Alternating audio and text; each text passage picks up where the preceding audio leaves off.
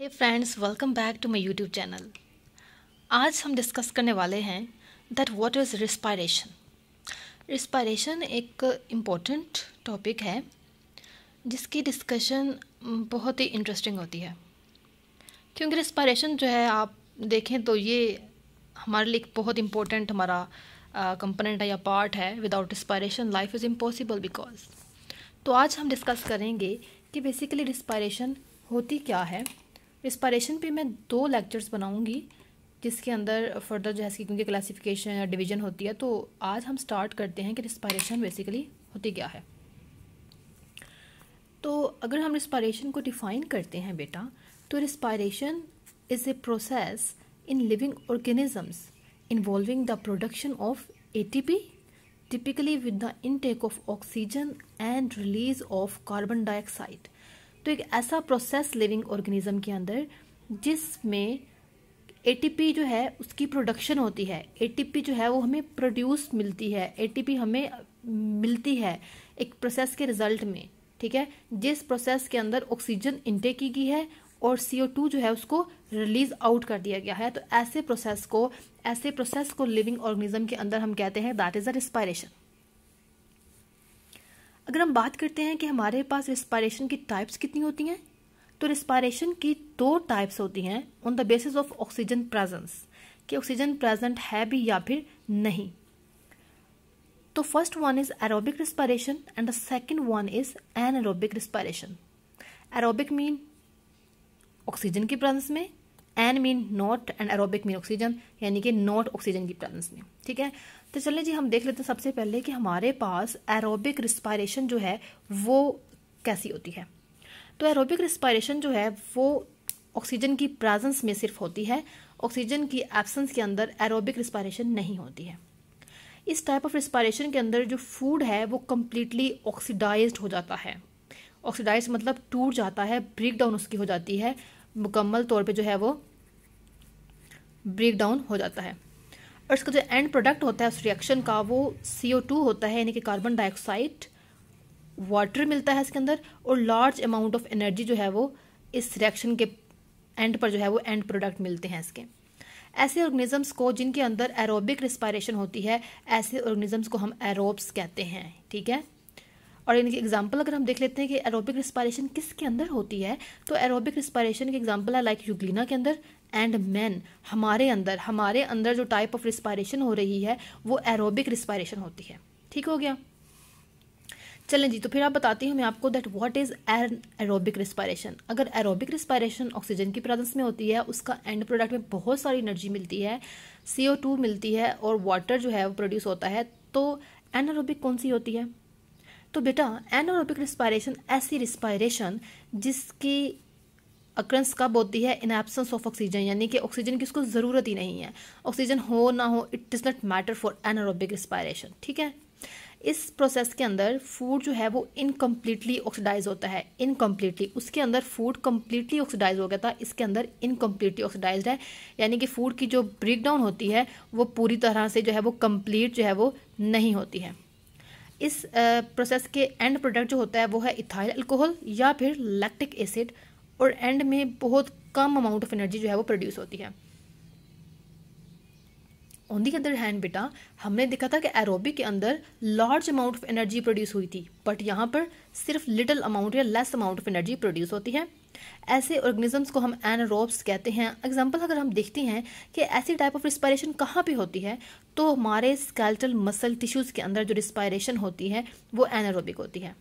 उसके अलावा मैमल्स के जो रेड ब्लड सेल्स होते हैं उनके अंदर भी जो रिस्पायरेशन होती है वो एनारोबिक रिस्पायरेशन होती है, ठीक है, बिकॉज नो माइटोकॉन्ड्रिया प्रेजेंट। ऐसा क्यों है कि उनके अंदर रेड ब्लड सेल्स के अंदर, मैमल के रेड ब्लड सेल के अंदर एनारोबिक रिस्पायरेशन क्यों होती है? तो रीज़न इज़ दैट कि मैमल का रेड ब्लड सेल जो होते हैं उसमें माइटोकॉन्ड्रिया जो है जो ATP प्रोवाइड करे वो प्रेजेंट नहीं होता, और एरोबिक रिस्पायरेशन की कंडीशन थी कि उसके लिए ATP इसको चाहिए, ठीक हो गया। तो इसलिए क्या होता है कि एनारोबिक रिस्पायरेशन जो है वो उसमें हमारे पास less amount of energy produce होती है, क्योंकि इसमें एक तो ATP जो है वो भी अवेलेबल नहीं है, तो सो व्हाट। देन हम बात करते हैं next point, that is the faces of respiration. Respiration के कौन से फेसेस होते हैं या फिर कितने फेसेस होते हैं? एक इंपॉर्टेंट पॉइंट है, ये भी लॉन्ग के लिए ये बहुत ही इंपॉर्टेंट है। अक्सर पूछा जाता है that explain the basic faces of respiration. तो दो मेन फेसेस होते हैं हमारे पास एरोबिक रिस्पायरेशन के अंदर। एक होता है एक्सटर्नल रिस्पायरेशन जिसको हम सेकंड नेम जो है वो ब्रीदिंग भी बोलते हैं, और the second one is internal respiration जिसको हम सेलुलर रिस्पायरेशन भी कहते हैं। तो ये मैं आपको बता रही थी कि मैं 2 वीडियोस बनाऊंगी। तो जो फर्स्ट आज का वीडियो होगा वो हमारे पास एक्सटर्नल रिस्पायरेशन ब्रीदिंग पे फर्दर हम इसको एक्सप्लेन करेंगे, और जो हमारे पास इंटरनल रिस्पायरेशन यानी कि सेलुलर रिस्पायरेशन है वो मैं सेकंड लेक्चर बनाऊंगी, क्योंकि एक्सटर्नल रिस्पायरेशन और ब्रीदिंग खुद ही एक लेंथी जो है वो टॉपिक है, तो हमारे पास इसके लिए टाइम नहीं होगा क्योंकि वीडियो बहुत लॉन्ग हो जाएगी, तो वीडियो लेंथी नहीं करनी। तो चलें जी बात करते हैं एक्सटर्नल रिस्पायरेशन के बारे में। It is the exchange of gases between surrounding medium and respiratory organ. External respiration में क्या होता है कि बाहर का इन्वायरमेंट और जो रिस्पायरेटरी ऑर्गन होता है उसके दरमियान गैस एक्सचेंज होता है, ठीक है। अब ये एक फिजिकल प्रोसेस है, ठीक है, जो कि नज़र आ रहा होता है। हम सांस लेते हैं, नज़र आता है कि हम सांस ले रहे हैं, ठीक है, हम इनटेक कर रहे हैं या आउटेक कर रहे हैं, और डिपेंड करता है प्रिंसिपल ऑफ डिफ्यूजन के ऊपर। तो ये बेसिक इंपॉर्टेंट है कि ये डिफ्यूजन के ऊपर जो है वो डिपेंड करता है, यानी कि जो हायर कंसंट्रेशन होती है उससे ये लोअर कंसंट्रेशन के ऊपर जो है इसने मूव करना होता है, किसी चीज़ से भी, गैस ने, ठीक है। ऑक्सीजन ने बाहर ज़्यादा है, हमारी बॉडी के अंदर कम है, तो ऑक्सीजन बाहर से अंदर आएगी। CO2 अंदर ज़्यादा है तो वो बाहर जाएगी, ठीक है, क्योंकि CO2 अंदर ज़्यादा थी, ठीक है, और ऑक्सीजन जो है वो बाहर ज़्यादा होती है। तो ये डिफ्यूजन का प्रिंसिपल होता है कि higher concentration toward lower concentration. इस प्रोसेस के अंदर यानी कि ब्रीदिंग के अंदर कोई आपको एनर्जी नहीं चाहिए होती है, ठीक है। इसके अंदर कोई आपको एनर्जी प्रोडक्शन यानी कि ATP की रिक्वायरमेंट नहीं है। इसके अंदर कोई फूड जो है उसकी ऑक्सीडेशन की भी बात नहीं होना, क्योंकि सिंपल ब्रीदिंग है, गैसेस का एक्सचेंज होता है, तो इसमें फूड की तो कोई बात ही नहीं है, और इसके अंदर एंजाइम्स की इन्वॉल्वमेंट भी बिल्कुल नहीं होती है।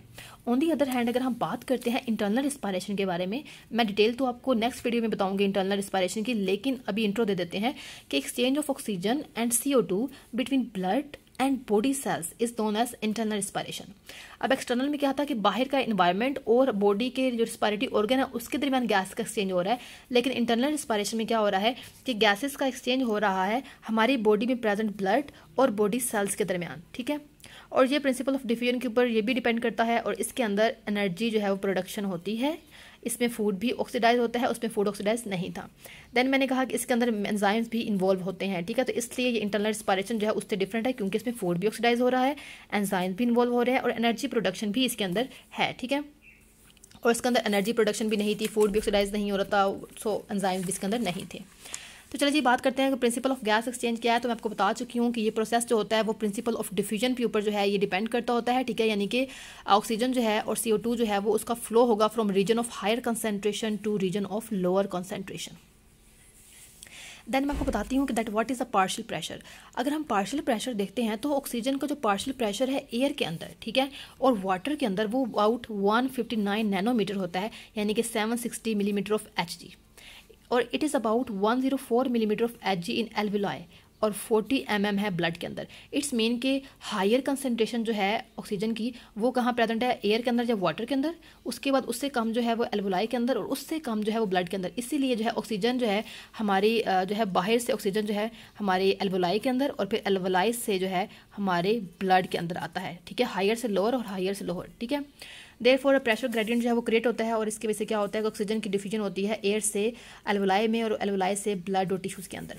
सिमिलरली अगर इस तरह हम CO2 को देखते हैं तो CO2 का जो पार्शियल प्रेशर है वो कैपिलरी के अंदर 46 mm होता है, और एल्वुलाई के अंदर 36 mm होता है। On the other hand air के अंदर जो है वो 6 to 10 होता है। इसका मतलब क्या हुआ कि सबसे कम जो CO2 का पार्शियल प्रेशर है वो एयर के अंदर है, उससे कम कैपिलरी के अंदर है, और उससे कम हमारे पास, और उससे कम एल्वुलाई में, और उससे कम कैपिलरी के अंदर। इसलिए हायर से लोअर, यानी कि कैपिलरी से वो एल्वुलाई के अंदर आएगी CO2, और एल्वुलाई से वो बाहर एयर में चल जाएगी, क्योंकि हायर से लोअर कंसंट्रेशन की तरफ उसने मूव करना है। तो ये जो डिफरेंस ऑफ पार्शियल प्रेशर था ये रिस्पॉन्सिबल होता है कि CO2 को उसने ट्रांसपोर्ट करवाना है बॉडी के इनसाइड से बॉडी के आउटसाइड के अंदर। अब देखें यहाँ पे अपने डायग्राम देखिए कि यहाँ पे डिफ्यूजन हो रही है, बेसिकली ये ऑक्सीजन जो है वो देखें बाहर से अंदर आ रहा है, ठीक है, और इसी तरह सेम जो है वो CO2 जो है वो यहाँ से बाहर की तरफ एल्वुलाई से मूव कर रही है, ठीक है। इस डायग्राम को आप अच्छे से नोट कर लें। उसके बाद आती है रिस्पायरेटरी सरफेस की कुछ करैक्टरिस्टिक्स होती हैं। वो सरफेस जहाँ से रिस्पायरेशन होती है उसकी कुछ करैक्टर्स होने, उसकी कुछ खसूसियात होनी जब ज़रूरी होती हैं, ठीक है। वो खसूसियात क्या हैं कि वो जो हमारे पास सरफेस है वो बहुत थिन हो, बहुत पतली हो, ताकि गैसेस आसानी से वहाँ से पास कर सके। उसके बाद वो जो लेयर है या फिर सरफेस है वो ऑक्सीजन और CO2 को परमेबल हो, यानी कि वो अलाउ करे कि ऑक्सीजन और CO2 वहाँ से पास हो जाए, ठीक है। ऐसा ना हो कि वो अलाउ ही ना करे किसी एक इनमें से। और उसके बाद वो मॉइस्ट हो, यानी उसके अंदर थोड़ी सी नमी हो, ठीक है। उसके बाद वो हाईली वेस्कुलर हो, वहाँ पे ज़्यादा सारी जो है वो आर्टरीज वगैरह प्रेजेंट हो, ठीक है, कैपिलरीज वगैरह, ताकि से ईजिली जो है वो ब्लड उसको कैरी कर सके वहाँ से ऑक्सीजन को और CO2 को। लार्ज सरफेस एरिया हो, ताकि जितना बड़ा सरफेस एरिया होगा उतनी जो है वहाँ पे ऑक्सीजन अंदर आएगा, उतना जो है वो CO2 बाहर जाएगा। अगर सरफेस एरिया छोटा है तो यहाँ पे जो है वो ये ट्रांसपोर्ट जो है वो कम होगी। उसके बाद वो डायरेक्ट कंटेक्ट हो उसका सराउंडिंग मीडियम के साथ, उस सरफेस का, जैसे कि हमारी जस्ट सपोज करें हमारी स्किन है, इसका डायरेक्ट कंटेक्ट इन्वायरमेंट के साथ है, हमारा नोज़ है, इसका डायरेक्ट कंटेक्ट हमारी इन्वायरमेंट के साथ है। तो ये ऐसी बात हो रही है, ठीक है। तो ऐसा सरफेस होना चाहिए। देन बात करते हैं रिस्पायरेटरी सिस्टम इन मैन, ठीक है। तो रिस्पायरेटरी सिस्टम इन मैन अगर हम देखते हैं कि हमारे पास बेसिकली होता क्या है, तो रिस्पायरेटरी सिस्टम जो होती है मैन के अंदर वो दो पार्ट्स होते हैं। एक होता है रिस्पायरेटरी ट्रैक इन्वॉल्व होती है और एक होता है रिस्पायरेटरी ऑर्गन, ठीक है। ये दो पार्ट्स होते हैं जो हमारे बॉडी के इन्वॉल्व होते हैं रिस्पायरेशन के अंदर। रिस्पायरेटरी ट्रैक को अगर हम देखते हैं तो रिस्पायरेटरी ट्रैक के फॉलोइंग पार्ट्स इन्वॉल्व होते हैं रिस्पायरेशन के अंदर। सबसे पहले हमारे नोस्ट्रिल्स, हमारे नोज के जो सामने आपको नजर आते हैं दो नोस्ट्रिल्स, वो इन्वॉल्व होते हैं, यानी कि यहाँ से सबसे पहले गैस यानी कि ऑक्सीजन जो CO2 है यहाँ से निकलता और जाता है। सेकंड में नेजल चैम्बर आता है, हमारे अंदर जो है वो नाक के पीछे चैम्बर होता है। देन लैरिंग्स है, फिर ट्रैकिया और फिर ब्रोंकाई है, ठीक है। देन हमारे पास आ जाता है रिस्पायरेटरी ऑर्गन। ये तो रिस्पायरेटरी ट्रैक थी, अब रिस्पायरेटरी ऑर्गन कौन सा है, तो lung is the basically respiratory organ. Lung जो है वो रिस्पॉन्सिबल होता है जिसने हमारे पास रिस्पायरेशन करवानी होती है। अगर हम देखते हैं कि लंग कैसे दिखते हैं तो हमारे पास पेयर्ड होते हैं, यानी कि दो हमारे पास प्रेजेंट होते हैं, और सॉफ्ट होता है, ये इलास्टिक होता है और स्पंजी होता है, बिल्कुल ऐसे स्पंज लाइक होता है। और ये कहाँ पे प्रेजेंट होता है, तो ये थोड़ा सा स्कैफ्टी के अंदर प्रेजेंट होता है, हार्ट की दोनों साइड पे। हर लंग जो होता है वो दोनों, क्योंकि दो लंग हैं तो ईच लंग जो है वो कोनिकल शेप होता है, उसकी शेप जो है वो कोनिकल लाइक होती है। और उसके बाद लेफ्ट लंग जो है उसके 2 लोब्स होते हैं, जबकि राइट लंग के 3 लोब्स होते हैं, ठीक है। ये एक इंपॉर्टेंट पॉइंट है, एक इंपॉर्टेंट आप कह लें MCQs है या फिर वाइवा क्वेश्चन भी होता है कि राइट के 3 लोब्स होते हैं और लेफ्ट लंग के 2 लोब्स होते हैं। रिस्पायरेटरी सिस्टम अगर हम देख लेते हैं तो एक ऐसा ऑर्गन दैट इन्वॉल्व्स इनहेलेशन, ठीक है, ऑफ ऑक्सीजन। ये ऑक्सीजन को अंदर लाता है और CO2 को बाहर लाता है ताकि एनर्जी रिक्वायरमेंट पूरी की जा सके। तो ऐसे सिस्टम को कहते हैं कि ये हमारे पास रिस्पायरेटरी सिस्टम है। तो ये आपको एक डायग्राम यहाँ पे शो रही होगी, यहाँ पे देखें आपको नोस्ट्रिल्स, फिर ठीक है हमारे पास नेजल कैविटी, फिर ट्रैकिया, फिर ब्रोंकाई, सारी डायग्राम शो की हुई है, ठीक है। ये हमारे पास 2 लंग्स हैं, ठीक है, ये एक लंग हो गया और ये एक लंग्स हो गया। और लंग्स के अंदर से दिखाया कि ये हमारे पास जो है वो क्या है, ये हमारे पास क्या है, एल्वेलाई दिखाई हुई है, ठीक है। यहाँ पे देखा है शो हो रहा है कि लंग से जो है वो ऑक्सीजनेटेड ब्लड जाता है दिल की तरफ, ठीक है। दिल से फिर डीऑक्सीजनेटेड ब्लड जो होता है, अच्छा जी, हमारे पास ऑक्सीजनेटेड ब्लड आया दिल की तरफ, फिर दिल ने क्या किया कि डीऑक्सीजनेटेड ब्लड दोबारा लंग्स में भेजा, दोबारा ऑक्सीजन अंदर मिली और फिर इस तरह से साइकिल जो है वो कंप्लीट होता रहता है। ये साइकिल जो होता है, ये जो ऑक्सीजन जो ब्लड को हार्ट की पंपिंग होती है, ये इसको लंग्स की जो है बहुत बड़ी रिक्वायरमेंट होती है। अगर लंग ना हो तो हमारे पास ब्लड जो होता है वो कभी भी एक्सचेंज नहीं हो सकता, जिसकी वजह से आपकी डेथ हो जाती है, ठीक है। देन ये देखिए हमारे पास जो डायग्राम मैंने दिखाई उसके अंदर वो मैंने 1 2 3 मार्क्स लिखे हुए थे, तो वो ये हैं। सबसे पहले नेजल कैविटी थी, फिर फेरिंक्स था, फिर लैरिंग्स, फिर ट्रैकिया, फिर ब्रोंकाई, फिर लंग्स, एल्वेलाई और हार्ट, ठीक है। तो आपने ये पूरी डायग्राम जो है उसको बना लेना है, साथ में ये पॉइंट्स उनके साथ मेंशन कर लेने हैं, ठीक है। ये मैंने आपको यहाँ पे राइट कर दिए हैं, ठीक है, कि ये वो 8 जो है वो पॉइंट्स हैं जो उस डायग्राम के अंदर आपने बेसिकली लेबल आउट करना है। देन आ जाता है हमारे पास एक्सटर्नल नोस्ट्रिल के बारे में। तो एक्सटर्नल नोस्ट्रिल जो होते हैं वो ऑक्सीजन का इंटेक करते हैं बाहर से, हमारे इन्वायरमेंट से। नेजल चैम्बर का काम क्या होता है कि ये इसके अंदर हेयर प्रेजेंट होते हैं, ठीक है, और म्यूकस होता है, इसलिए होता है ताकि आप एयर को फिल्टर कर सकें, ठीक है। उसके अंदर कोई डस्ट है, कोई जो डस्ट पार्टिकल हैं, डर्ट है, तो उसको रिमूव कर ली जाए। फेरिंक्स का काम क्या होता है कि इसका जो है नेजल चैम्बर के पीछे प्रेजेंट होती है, इसका कॉमन पैसेज होता है एयर और फूड का, मतलब ये कॉमन पैसेज है, ये फेरिंक्स आ रही है कि यहाँ से खाना भी आ रहा है और एयर भी आ रही होती है। लैरिंक्स जो होती है उसको हम साउंड बॉक्स भी कहते हैं, इंपॉर्टेंट शॉर्ट क्वेश्चन है ये हमारे पास, ठीक है। इसका काम होता है कि ये साउंड जनरेट करती है, उसके अलावा जो साउंड जो होती है वो कम्युनिकेशन में हेल्प आउट करती है। तो लैरिंक्स का ये फंक्शन था। देन एपिग्लोटिस का फंक्शन क्या होता है, तो ये एक फ्लैप लाइक स्ट्रक्चर होता है जो क्या करता है कि ग्लोटिस को कवर कर लेता है और हेल्प मतलब करता है, ये इंश्योर करता है कि जब जो विंड पाइप है वहाँ पे फूड जो होता है वो नहीं जाएगा, क्योंकि विंड पाइप जो होता है उसके अंदर सिर्फ आपने एयर जानी होती है, ठीक है। तो एयर को अलाउ करता है कि पास करे। 6 पॉइंट है ट्रैकिया। ट्रैकिया जो होती है एक लॉन्ग ट्यूब होती है जो कि मिड थोरसिक कैविटी के अंदर जो है वो प्रेजेंट होती है, ठीक हो गया जी। उसके बाद बात करते हैं कि हमारे पास ब्रोंकाई क्या होती है। तो ट्रैकिया जो है फर्दर डिवाइड करेगी लेफ़्ट और राइट ब्रांच के अंदर। ब्रोंकाई के अंदर ये ब्रोंकाई जो होता है फर्दर जो है वो डिवाइड हो जाता है और स्मॉल स्मॉल ट्यूब्यूल्स बनाता है, चैम्बर्स चैनल्स बनाता है, उनको हम बोलते हैं ब्रोंक्यूल्स बोलते हैं। फिर आ जाता है एल्विलाई हमारे पास, ठीक है। यानी कि ये देखें हमारे पास आ रही ट्रैकिया, ये इसने डिवाइड कर दिया, ठीक है। ये हमारे पास ट्रैकिया थी, ये हमारे पास अब ब्रोंकाई है लेफ्ट और राइट। ये फर्दर जो है वो डिवाइड हो जाएंगी, ठीक है। ऐसे करके जो है वो डिवाइड हो जाएंगी। ये देखें जी फर्दर, ठीक है। ये हमारे पास जो है इसने भी ऐसे डिवाइड कर लिया, ठीक है। ये देखें जी ये, ठीक है। तो ये हमारे पास बन जाती हैं, ये हमारे पास ब्रोंक्यूल्स हैं, ठीक है। ब्रोंक्यूल्स हैं। यहाँ फर्दर आगे जो है जस्ट सपोज कि ये एल्विलाई लगी हुई है, ठीक है। और एल्विलाई जो होती है ये वो जगह होता है, बॉल लाइक स्ट्रक्चर होता है जहाँ पे ये सारा काम ऑक्सीजन की जो है एक्सचेंज होनी होती है, गैसेस की एक्सचेंज होती है। और ये बेसिक एल्विलाई जो होती है यहाँ पे जो आपको पता है यहाँ पे जो है वो लंग्स प्रेजेंट होंगे, ठीक है। तो ये लंग के अंदर जो है एल्विलाई सारी जो है ये प्रेजेंट सिस्टम है। तो that was all about respiration क्या होता है। रिस्पायरेशन की आपने टाइप्स पढ़ ली, इसके बाद फिर हमने पढ़ा कि मैन के अंदर जो है रिस्पायरेशन कैसी होती है, तो ये हमने डिस्कस कर लिया है।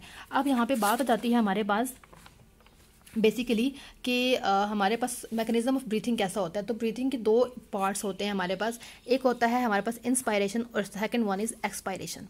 अब इंस्पायरेशन होती क्या है, तो हमारे पास जो फ्रेश एयर का बाहर से अंदर आना होता है एल्विलाई के अंदर, उसको बोलते हैं इंस्पायरेशन। और ये एक एक्टिव प्रोसेस होता है, इसमें जो है इसके अंदर मसल जो है वो कंट्रैक्शन भी होती है, ठीक है। मसल कंट्रैक्ट रिलैक्स होते हैं। तब होता है हमारे पास फ्रेनिक मसल्स। फ्रेनिक मसल्स ऐसे मसल्स होते हैं जिनका रोल होता है इंस्पायरेशन के अंदर।